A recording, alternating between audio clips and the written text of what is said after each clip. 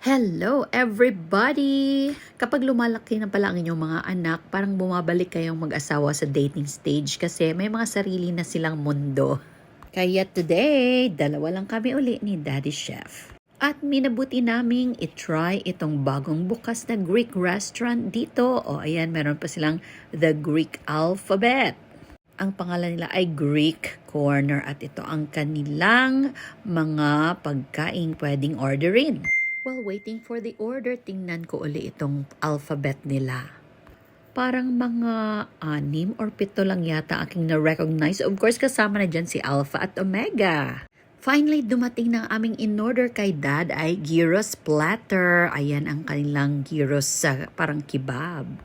May potato wedges at Greek pie. On the side ay salad. At ito naman ang akin, nagustuhan ko ang aking order. It's souvlaki with tzatziki. On the side, meron din salad, potato wedges, at squeeze natin ang lemon. Aside from Filipino dishes, isa din ito sa aming mga paboritong pagkain, mga Mediterranean dishes. O siya, ikain lang po namin kayo. Warm hello daw, sabi ng aking kadate. Happy eating everybody. Take care always and God bless us all.